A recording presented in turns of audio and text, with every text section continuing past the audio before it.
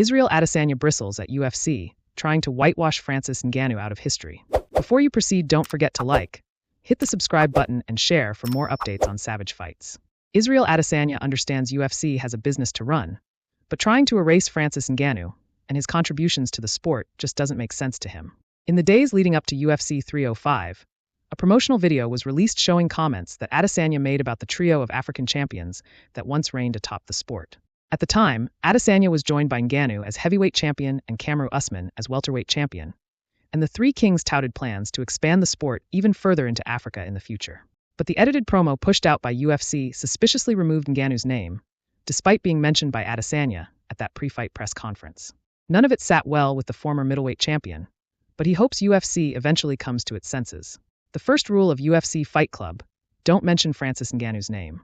Here's a look at the clip from the UFC 305 countdown episode versus what Adesanya actually said at the UFC 305 presale press conference. It's no surprise, but the UFC's attempt to erase Ngannou from its history is an odd move. From falsely claiming that Tafin Chukwi was the first Cameroonian fighter in the promotion's history to editing Ngannou's name out of all countdown and UFC content, it's an interesting choice. You can't erase Francis' legacy in the UFC, Adesanya said at UFC 305 Media Day. It's part of what we've done. It's forever in history, in stone. So trying to whitewash it, or just not talk about it, is silly. I know he's fighting for the PFL right now, but it's still history. You can't just turn a blind eye to it. I'm sure they'll fix it eventually. This is how business goes with the UFC. The split between UFC and Ngannou seemed to be a long time coming after the Predator spoke out about several issues regarding his contract he wanted to address before potentially inking a new deal to stay with the organization. Ngannou's issue wasn't only about pay, but rather the freedom to pursue outside interests, such as a long-time dream to compete in boxing, which only happened for him after he left UFC in free agency. He eventually signed with PFL, but he was allowed to engage in a pair of boxing matches against Tyson Fury and Anthony Joshua before eventually booking his promotional debut against Renan Ferreira on October 19th. Of course, Adesanya understands that UFC has to view Ngannou and PFL as opposition, but that doesn't negate the history they share together. He's an integral part of what we've done in the UFC, Adesanya said. Right now, I know there's competition between other promotions and the UFC in battles, but you can never erase history. The streets, the internet will always remember. I think they'll fix this eventually, but it's just a lot of chest puffing. The UFC are smart people. They'll understand, and they'll rectify this eventually.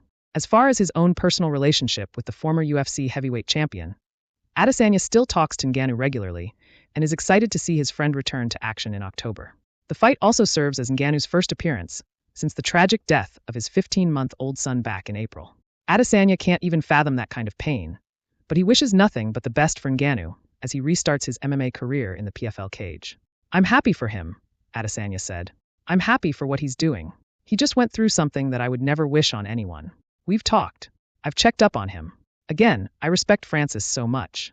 Dricus du Plessis gets Africa event if he beats Israel Adesanya at UFC 305. Dana White officially raised the stakes for Dricus du Plessis at UFC 305.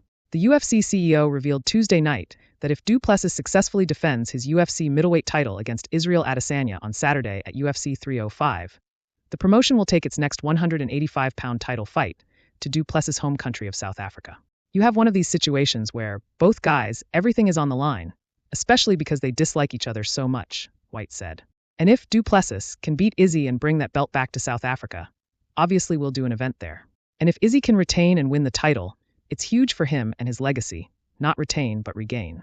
UFC 305 takes place August 18th at the RAC Arena in Perth, Australia. Du Plessis, 30, captured the UFC middleweight title in January with a split decision win over Sean Strickland at UFC 297. The first South African champion in promotional history, du Plessis holds a perfect 7-0 record in the octagon, earning stoppage wins over the likes of Robert Whittaker, Darren Till, and Derek Brunson, among others. Adesanya, 35, is a two-time former UFC middleweight champion. The last stylebender was expected to face du Plessis in late 2023. However, du Plessis was unable to make the date and Adesanya instead fought Strickland, losing in a shocking and one-sided upset. Adesanya's 12-fight win streak at 185 pounds to kick off his UFC career was the second-longest streak in UFC middleweight history, second only to MMA legend Anderson Silva. Du Plessis and Adesanya have traded barbs for more than a year at this point, becoming fierce rivals over du Plessis' argument over what constitutes a true African champion. Given the history between the two men, White expects a rocky week in Perth. I'm sure there's tension. It's a big fight, White said.